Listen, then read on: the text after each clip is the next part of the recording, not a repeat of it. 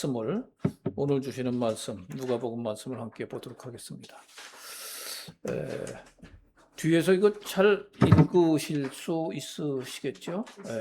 주보 이게 주보에도 이제 올라 있으니까 저희는 그 세번역을 씁니다. 말씀을. 그래서 이 세번역으로 되어 있고요. 제가 한 절 읽고 회중이 또 한 절 읽고 이렇게 교독을 하도록 하겠습니다. 그 뒤로 6살이 되었을 때 하나님께서 천사 가브리엘을 갈릴리 지방의 나사렛 동네로 보내시어 갈대강에 속한 요셉이라는 남자와 약혼한 처녀에게 가르치셨다. 그 처녀의 이름은 마리아였다. 천사가 안으로 들어가서 마리아에게 말하였다. 기뻐하여라, 은혜를 입은 자야. 주님께서 그대와 함께 하신다. 마리아는 그 말을 듣고 몹시 놀라 도대체 그 인사만이 무슨 뜻일까 하고 고민이 되었다. 천사가 마리아에게 말하였다. 두려워하지 말아라, 마리아야. 그대는 하나님의 은혜를 입었다. 보아라, 그대가 인자야 아들을 낳을 터이니 그의 이름을 예수라고 하라. 그는 위대하게 되고 더없이 높으신 분의 아들이라고 불릴 것이다. 주 하나님께서 그에게 그의 조상 다윗의 왕위를 주실 것이다. 그는 영원히 야곱의 집을 다스리고 그의 나라는 무궁할 것이다. 마리아가 천사에게 말하였다. 나는 남자를 알지 못하는데 어떻게 이런 일이 있겠습니까? 천사가 마리아에게 대답하였다. 성령이 그대에게 임하시고 더없이 높으신 분의 능력이 그대를 감싸줄 것이다. 그러므로 그가 말하는 이름은 가브리요 하나님의 아들이라고 불릴 것이다. 보아라, 그대의 친척 엘리사벳도 늙어서 임신하였다. 임신하지 못하는 여자라 불리던 그가 임신한 지 벌써 6달이 되었다. 하나님께서 불가능한 일이 없다. 네, 다 함께 읽겠습니다. 마리아가 말하였다. 보십시오, 나는 주님의 여종입니다. 당신의 말씀대로 나에게 이루어지기를 바랍니다. 천사는 마리아에게서 떠나갔다. 아멘. 네, 오늘 본문이 좀 길기는 하지만 우리가 너무 많이 읽었던 그런 본문이지요. 그래서 천사 가브리엘이 마리아에게 나타나서 내가 아들을 가질 것이다. 정혼은 했지만 아직 남편과 잠자리도 같이 하지 않은 마리아에게 내가 수태할 것이다. 그 말을 듣고 마리아가 결국 아멘, 주 뜻대로 하십시오. 이렇게 내어드리는 거예요.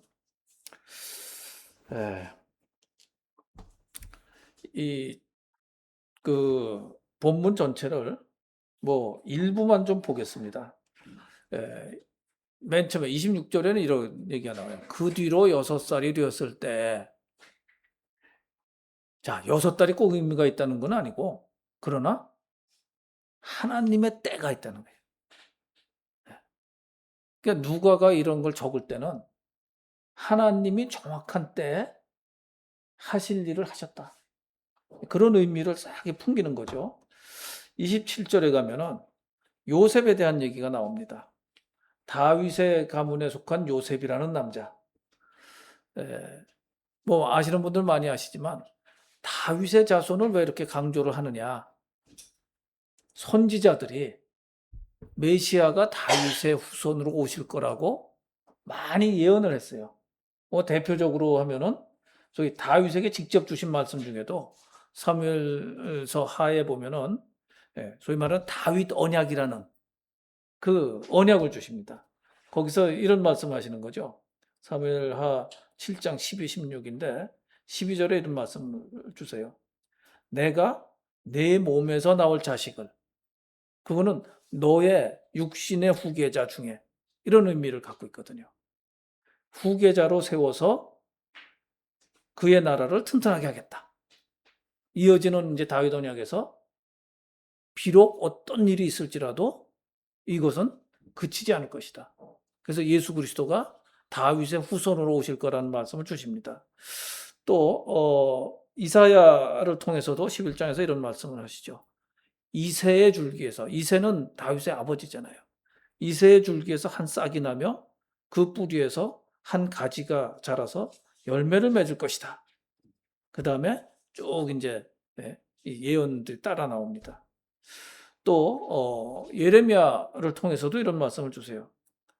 여호와의 말씀이니라 보라, 때가 이르니니 내가 다윗에게 한 의로운 가지를 일으킬 것이다. 그가 왕이 돼서 지혜롭게 다스리며 세상에 정의와 공의를 행할 것이며 이렇게 쫙 나옵니다. 이 말씀은 무슨 말씀이냐? 누가가 적을 때 다윗의 가문에 속한 요셉에게 아들이 나올 것이다 하는 얘기는 예언의 성취라는 의미를 깔고 있는 거예요. 그래서 이 오시는 예수 그리스도는 하나님이 선지자들의 입을 통해서 예언하신 대로 오시는 것이다. 그걸 이제 확증을 하는 거죠. 그런 식으로 이제 서술을 제일 많이 한 거는 사실은 복음서 중에 마태복음이에요.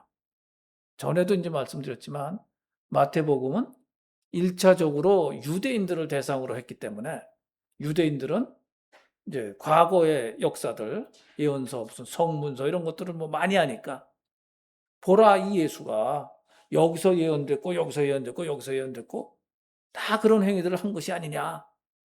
그러니까 하나님이 약속하신 메시아가 확실해. 이게 이제 마태복음의 주제였죠.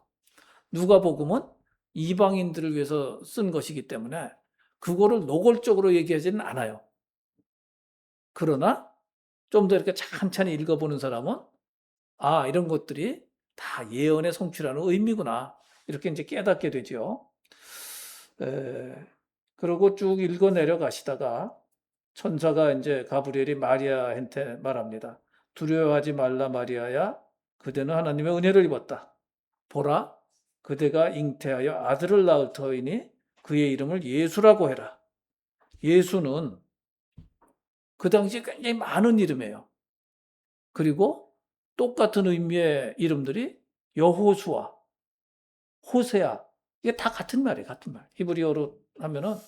그래서 그 말 자체의 의미는 말하자면은 우리 장로님 이름이 김구원 이렇게 한 거나 똑같은 거예요. 예수라는 이름이 굉장히 많고 우리 저 국제 축구 경기 같은 거 보면은 그 헤수스 이런 이름 나옵니다. 저기 에스파뇰 그러니까 스페인어 이쪽에서는 J가 H 발음으로 나거든요. 헤수스인데 스펠링을 보면은 예수예요, 예수. 그래서 지금도 예수라는 이름을 가진 사람들이 굉장히 많아요. 이 당시에도 유대인 중에 예수라는 이름을 가진 사람이 많았는데, 그러나 특히 마리아에게 아들을 낳으면은 예수라고 해라. 이거는 조금 더 의미가 있죠. 무슨 의미가 있어요?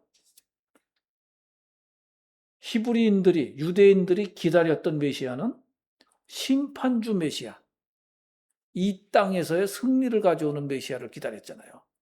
로마의 압제에서 벗어나서 엄청난 군대를 끌고 그들을 쳐부시고 그래서 유대 왕국을 다윗 때처럼 온 세상이 벌벌 떠는 그런 위대한 왕국으로 세우실 메시아를 기대했었는데 그 의미는 다시 말하면 심판하시는 심판주 예수를 기대했던 거거든요. 예수라기보다 메시아를. 근데 이 여기서 의미가 뭐냐? 그 이름을 예수라고 하라는 것은 심판주로 오시는 분이 아니라 구원자로 오신다. 그것을 이제 강조하고 있는 파트죠. 그래서 그런데 우리가 이제 신학적인 지식도 다들 요즘 성도들이 많아지셨는데 이런 부분을 하나 더 봐야 됩니다. 사람의 몸을 입고 하나님이 사람의 몸을 입고 이 땅에 오세요. 그러면은 많이 그 오해하는 것이 몸만 입고 오신 걸로 오해를 해요. 몸만 입고 오신 게 아니라 우리의 혼의 영역이라고 하는 지정의의 부분도 다 갖고 오신 거예요.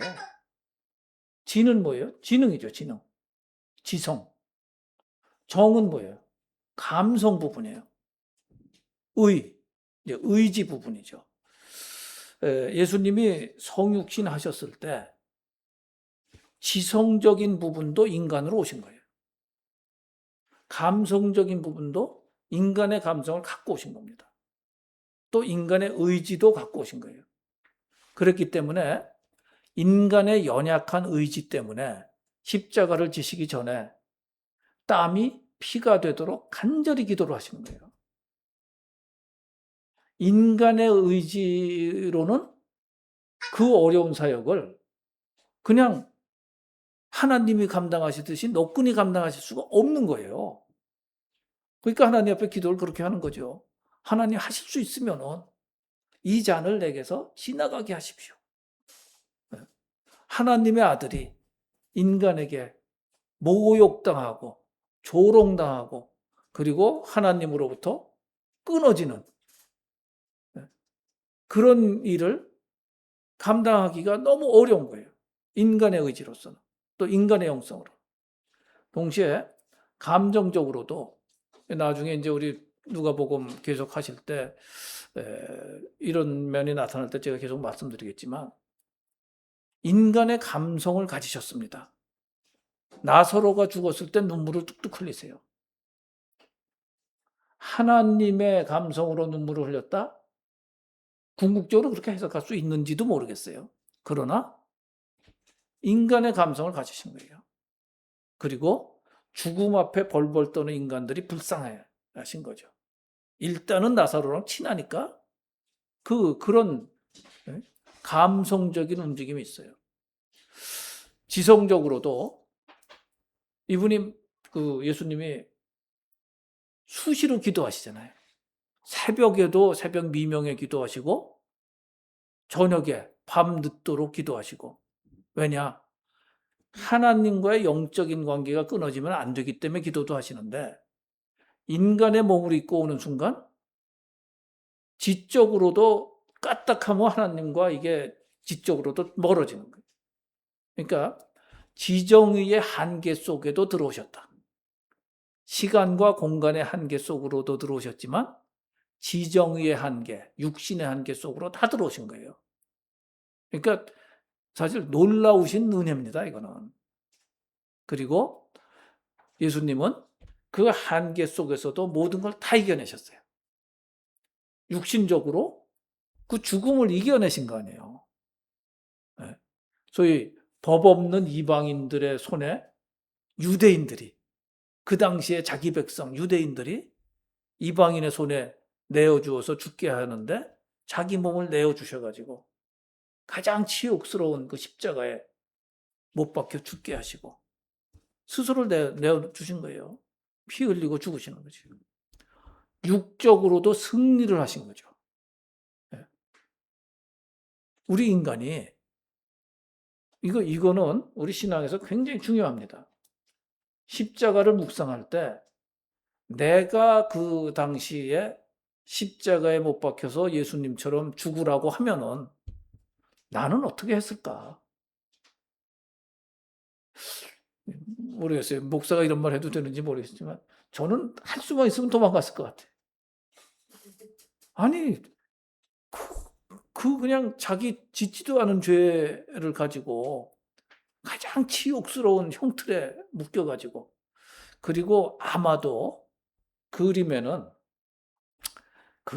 이제 아름다운 그림들이 막 있고 예수님도 이렇게 근데 그 당시 그 문화를 보면은 옷도 다 벗겨가지고 뻘거 벗겨가지고 십자가에서 죽인 것 같아요. 그러니까 원래는 그 여자들은 그 처형하는데 오지 못하게 했던 그런 거죠. 그러니 그 얼마나 수치스러워요. 근데 육적으로도 그거를 다 내가 이 일을 위해서 왔노라 하시고 그 일을 감당하셨어요. 그런데 지정의란 면을 꼭 같이 보시기를 바랍니다. 내가 그때 그렇게 됐다면은 내 지성을 그 앞에 굴복시킬 수 있었을까? 아니 예수님 같이 진짜 이 지적으로 훌륭한 분이 누가 있어요? 근데 소위 정말 무식한 놈들에게 말도 안 되는 재판을 당하시는 거거든. 감성적으로도 가장 큰 사랑을 퍼부었는데 완전히 사랑의 배신을 당한 거거든. 그리고 의지적으로도 아까 말씀드린 그런 이제 기도하면서 그걸 다 극복을 하셨어요. 이 부분이 굉장히 중요합니다. 우리가 신앙이 자랄 때 까딱하면은 지성과 영성만 생각하기가 너무 쉬워요. 그래서 신학, 지적인 거거든요. 신학은. 그 영성, 이거면은 나는 좋은 크리스찬이라고 착각을 하게 되는 거예요. 그러나 감성이 회복되지 않으면 우리는 제대로 된 크리스찬이 아닙니다. 감성이 회복된다는 것은 우리가 분노했는데 분노하지 않은 척 하는 거, 그건 감성적으로 위선이에요. 우리 인간이기 때문에 이런 정말 불의한 걸 당하면은 감성적으로 분노를 하게 돼 있어요. 안 한 척 한다. 그럼 가면 쓰는 거지. 위선자가 되는 거지. 이 부분은 나중에 제가 소개를 해드리고 혹은 책을 좀 많이 구입해가지고 우리 성도분들에게도 나눠드리고 싶은데, 근래에 지난 한 10년 동안 굉장히 영향을 많이 미친 피터 스카지로라는 목사님이 계세요. 이분이 쓴 책들이 여러 권 있는데 그 중에 우리 지금 CNM의 교단에서 필독 도서로 읽는 게 정서적으로 건강한 영성, 이런 책이 나와서 굉장히 지금 많이 팔리고 있습니다. 이분에게 귀를 기울여야 돼요. 아니면은 수많은 목사들이 목사답지 못해지는 이유가 지적으로 딸려서라기보다, 또 영적으로 그걸 몰라서라기보다 자기 감성을 속여서 그래요. 그러니까 미워하면서 안 미워하는 척해. 그러니까 위선이 너무 많은 거예요. 이 정서적인 면에서. 우리의 감성도 하나님 앞으로 끌고 와서 하나님 앞에 무릎 꿇어야 우리의 감성이 회복이 됩니다. 너무너무 중요한 파트거든요. 수많은 사람들이 앞에서는 아주 인자하고 뭐 열심히 섬기는 것 같은데 뒤에 가서는, 집에 가서는 사모님한테 폭군이 되는 분들이 굉장히 많다는 거예요. 심지어는 구타하는 사람도 있다는 거예요. 겉으로는 큰 목사예요. 왜 그러냐? 감성 부분을 모르는 거고 안 가르친 거예요. 그래서 이거는 나중에도 제가 계속 좀 이렇게 설명을 드리고 강조를 해드리겠습니다. 자, 말씀으로 다시 돌아가면요. 근데 이 사진을 제가 몇 개 저걸 했었는데, 이 가브리엘 천사가 마리아에게 나타난 거, 이거는 누구 그림이냐 하면요. 혹시 보신 분들 많으실 거예요. 이게 레오나르도 다빈치가 그린 거예요. 어넌시에이션이라고 그러는데 이 수태고지를, 이거는 일종의 우리 현대 용어로 하면 어나운스먼트를 했다는 거예요.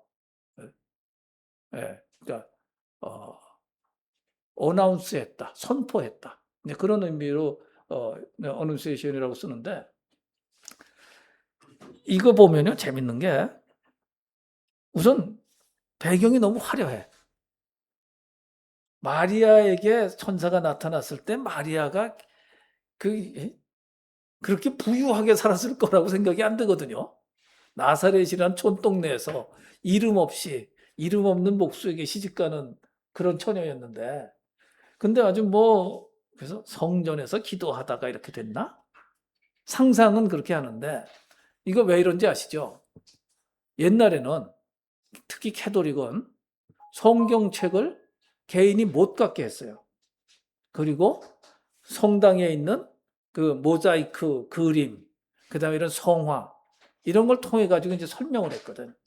그러니까 특히 카톨릭에서 마리아를 아주 멋지게 이렇게 그리지 않으면은 괜히 불경스러우니까 멋지게 그려놓은 거죠. 그리고 집도 배경도 아주 멋있게. 특히 조금 이제 설교하고는 벗어나는 얘기지만 가브리엘의 저 날개를 보면은 굉장히 특이하게 생겼습니다. 특히 나중에 학자들이 뭐라고 얘기를 하냐면은 레오나르도 다빈치가 이 비행하는 거, 네? 네. 비행기도 모형도 만들고 또 헬리콥터 비슷한 것도 만들고 여러 가지 만들었기 때문에 그 날개가 가장 잘 날 수 있는 거를 연구를 하다가 저렇게 어떤 종류의 비행기 날개 저런 식의 거 있잖아요. 그런 거를 그렸을 것이다. 그래서 레오나르도 다빈치적인 그림이다. 이렇게 보면 되고요. 이것도 너무 너무 이쁘잖아요. 이렇게 했을까? 그리고 이게 이제 성당에서 하니까 머리에 이제 아우라 이것도 딱 이렇게 나타나게 하고 이런 것들도 있고, 이거는 엘 그레코라는 화가가 그린 건데 좀 더 이제 미술적으로 그렸죠. 네. 가브리엘 천사가 이렇게 참 날개를 펴고 마리아는 놀란 표정. 네. 그런데 이 그림 보여드리는 이유는 이런 그림들은 화가의 상상이고 성경적이라고 하기는 조금 어렵다. 네. 그래서 우리가 말씀에 집중하는 게 제일 중요하다. 이렇게 이제 말씀드리고 싶은 거예요. 자, 계속 아까 말씀으로 다시 가서 이제 보면요. 자, 쭉쭉 내려가면은 예수라고 하라. 그리고 이 가브리엘이 계속 얘기를 합니다. 그리고 엘리사벳 얘기를 해요. 무슨 얘기를 해요? 임신하지 못하는 여자라 불리던 그가 임신한 지 벌써 6달이 되었다. 지난번 설교 때 말씀드렸듯이 사라, 임신하기 어려운 사라에게 그 아들을 주셨던 것처럼 이제 엘리사벳을 통해서 세례 요한을 주시는데, 여기서도 계속적으로 나오는 얘기는 무슨 얘기예요? 하나님께는 능치 못함이 없다. 그러니까 우리 생각에 가능한 것만 가능하다고 믿으면 그거는 믿음이 아니에요. 하나님을 제한해 버리는 거예요. 인간 속에다. 그러니까 우리 생각에는 그게 불가능한데, 과학적, 상식적, 이성적으로는 불가능한데 필요할 땐 그걸 이루시는 하나님이거든. 그 하나님을 그렇게 인정하는 것이 우리의 신앙이에요. 근데 자꾸 우리는 인본주의적, 과학주의적, 이성적인 그쪽에 자꾸 들어가는 거지. 그러니까 신앙의 성장이 늦어집니다. 자, 여기서 클라이막스는 마지막 38절이죠. 37절에 이제 가브리엘 천사가 그럽니다. 하나님께는 불가능한 일이 없다. 그러니까 마리아가 답변을 해요. 나는 주님의 여종입니다. 당신의 말씀대로 나에게 이루어지기를 바랍니다. 세례 요한의 아버지 사가랴 제사장이 어떤 반응을 보였어요? 어떻게 그런 일이 있을 수 있습니까? 근데 그 톤에 부정적인, 천사를 보고서 천사가 착각을 했던가, 내가 착시 현상을 가졌던가, 뭐 이런 식으로 본 거죠. 그러나 마리아는 정말 말도 안 되는 얘기잖아요. 말도 안 되는 얘기. 그런데 나는 주님의 여종입니다. 우리가 우리의 정체성을 고백할 때 항상 제일 중요한 표현이 무익한 종이라는 거예요. 우리의 아이덴티티는 무익한 종이라는 거죠. 근데 그렇게 말은 하면서도 그렇게 안 하기 때문에 싸움이 많이 일어나요. 자기 의가 설고, 내가 하나님을 위해서 뭘 얼마나 했는데 이럴 수가 있냐.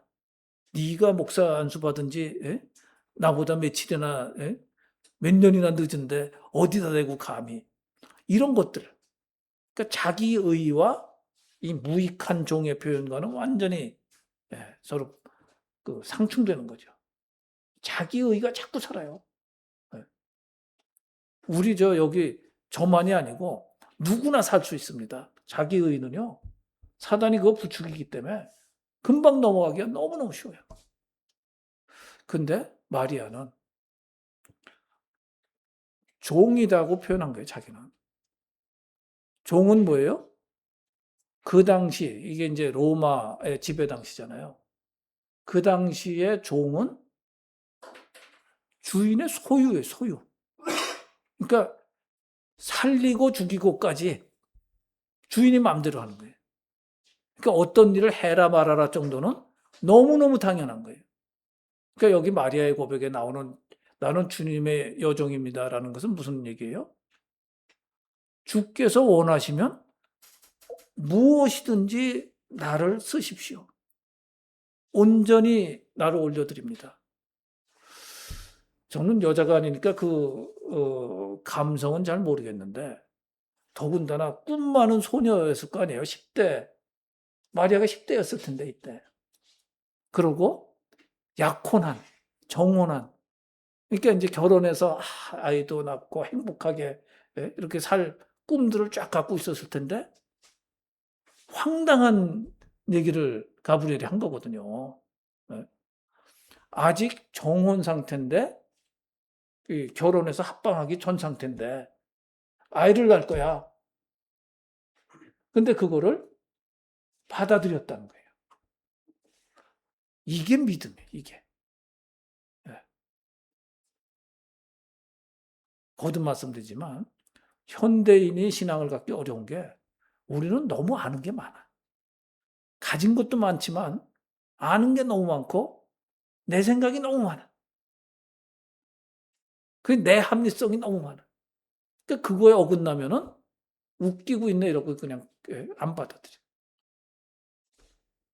하나님이 어떤 때 누군가를 통해서 이런 말씀을 하실 때가 있어요. 지금 내가 이런 상황인데 뭘 하라고요?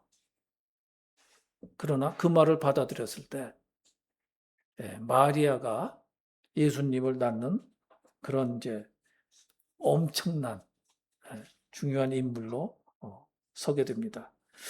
그런데 그래서 이제 한 가지만 더 생각하고 넘어가겠습니다. 캐톨릭 생각을 좀 해보자고요. 캐톨릭은 성당에 가면은 마리아 상이 있어요. 대부분은 하얀 석고상에 아주 이렇게 베일 같은 걸 쓰고 그러고 수많은 사람들이 그 앞에서 기도를 해요. 그러면 개신교에서는 그 우상숭배 아니냐 이러거든. 그러면 뭐라고 그럴 것 같으세요? 그들의 답변은. 그들 답변 다 있어요. 우리는 마리아 숭배하는 거 아니요 그래요. 신부들한테 물어보면 뭐라고 하느냐? 그 캐톨릭에서 하는 미사죠, 미사. 미사에서 외우는 구절 중에 하나가 그런 게 있습니다. 제가 적어오진 않았는데 무슨 마리아여 우리를 위하여 중보하소서 그래요. 중보하소서. 그러니까 마리아를 신처럼 우상 숭배하지 않는다고 주장을 하는 거예요, 자기들은. 그러나 수많은 성도가 실제로 우상 숭배를 합니다. 그 앞에 기도를 하고 자기 뭘 들어달라고 기도를 하고. 그러나 신학적으로는 그렇게 얘기를 해요. 마리아, 예수 그리스도의 어머니 마리아에게 기도해서 일종의 그런 거 있잖아요. 더 높은 사람한테 해갖고서 이렇게 뭐 뜻을 이루려고 하듯이. 그러니까 마리아여, 당신의 아들을 통해서 이거 좀 들어주세요. 이런 식으로 로비하는 게 로비. 그렇게 얘기를 해요, 그들이. 그런데 이거는 신학적으로 의미가 있고 중요하기 때문에 이제 말씀을 드립니다. 그럼 그 말은 맞느냐? 마리아가 하나님을 대행하는 중보자의 역할을 하는 건 맞느냐? 베드로 사도의 말에 의하면 아니에요. 우리는 왕 같은 제사장으로 예수님 돌아가시면서 카튼이 찢어졌을 때 하나님과 우리 사이를 가로막고 있던 벽은 사라진 거예요. 우리는 중보자가 필요하지 않아요. 하나님 앞에 직접 나갈 수 있어요. 다만 사역이나 다른 사람을 위하여 중보하는 기도를 할 수는 있어요. 나를 위해서 중보자가 필요해서 누구를 거쳐야 한다. 이게 가톨릭하고 개신교의 제가 알기로는 가장 큰 차이입니다. 가톨릭은 사제가 중보자 역할을 해요. 사제가. 신부 소위. 그래서 신부를 통해서 하나님한테 가는 그런 식으로 많이 가거든요. 근데 개신교는 루터가 그걸 갖다가 틀렸다고 지적한 이래 각 성도가 직접 하나님께 기도하는 것이 맞습니다. 그래서 우리 성도 여러분들도 기도해야 될 일이 있으면은 직접 기도하세요. 그런데 곧잘 이제 목사님한테 중보기도 해달라고 그러는 때가 있거든요. 양면이 있다고 보여져요. 예. 직접 기도하는 게 신학적으로는 맞아요. 그러나 목사한테 중보를 해달라고 할 때는 왜 목사를 써먹느냐? 써먹는 거거든. 신학적으로 조금 훈련이 됐거든. 그러니까 이상한 기도를 하는 실수할 가능성은 좀 적은 거예요. 그러나 인간입니다. 이거 항상 착각하시면 안 돼요. 예. 목사는 하나님의 종이지 하나님의 대리자가 아니에요. 예.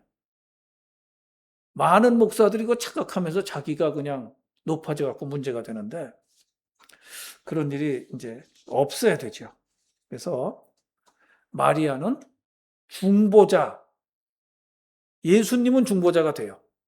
우리를 위한 중보자가 성부 하나님 앞에서 중보자가 되는데 예수님 자신이 삼위일체 하나님 중에 한 분이기 때문에 우리 전체 인류를 위해서 불쌍히 여기면서 중보를 해주시는 거예요. 근데 마리아는 인간이거든요. 그리고 그렇게 중보할 수 있는 신적 능력도 아니고 예수 그리스도를 탄생시킨 어머니다 해가지고 백 써도 되는 그런 대상이 아니거든. 그래서 마리아를 보면서 그런 생각을 한번 하고 그리고 마리아에 대해서는 인간 중에는 여기 이때 이거를 받아들인 것은 참 위대한 믿음의 사람이었다. 그러니까 나도 마리아 같은 신앙을 가질 필요가 있겠다. 우리가 이렇게 본받는 것이 좋을 것이라고 생각됩니다. 정리를 하겠습니다. 자, 아까 말씀드렸죠. 다윗의 자손이라고 하는 말은 예언의 성취라는 것을 증명하는 누가가 이제 그걸 표현하는 것이고 그 이름이 예수라고 한 것은 심판자로 오신 것이 아니라 구원자로 오셨다는 것. 그리고 마리아가 주님의 말씀대로 되어지이다. 이것이 마리아의 귀한 순종이었어요. 그래서 오늘 설교의 핵심을 다시 한번 이렇게 말씀드리고 싶습니다. 중요한 모든 일은 하나님이 친히 하시는 거예요. 언제? 하나님이 정하신 때 하나님의 방법으로 합니다. 자꾸 인간이 이걸 갖다 정하려고 그러니까 여러 가지 문제가 생겨요. 그래서 doing은 하나님의 것이고 우리는 being, 하나님의 자녀의 아이덴티티를 잘 지키면 돼요. 특히 사역자는 하나님의 종이다, 무익한 종이다 하는 아이덴티티를 잘 지키면은 하나님이 쓰시고자 부르실 때 그냥 그거에 순종해서 나가면 돼요. 또 어떤 일을 시키시면 그 일을 하면 됩니다. 근데 자꾸 내가 앞서고 내 소견이 앞서고 내 생각이 앞서는 바람에 교회들이 혼탁해져요. 안 그러면요, 편안한 가운데, 즐거운 가운데 주님의 일이 점점 더 주의 뜻에 의해서 주의 때, 주의 방법으로 이루어집니다. 우리 교회도 저는 이런 교회가 되기를 원합니다. 네. 하나님의 손에 모든 걸 올려드림으로써 하나님이 역사하시는 교회, 사람의 소리가 시끄러운 교회가 아니라 하나님이 임재하시고 역사하시는 교회, 그런 교회가 되도록 우리는 하나님 앞에서 중보하고 말씀 보고 그리고 순종하는 그런 우리 교회 되기를 바랍니다. 기도하겠습니다. 하나님, 예수 그리스도를 이 땅에 보내주셔서 감사합니다. 그리스도를 닮은 자들로서 우리의 존재가 그렇게 변화되어 나가기를 원합니다. 그리고 주께서 행하시는 것을 우리가 보며 따라가며 순종하는 자들 되기를 원합니다. 하나님, 특히 성령 하나님 저희와 함께 하시며 저의 마음과 생각과 입술의 말과 그리고 행위를 하나님 관리하여 주시옵소서.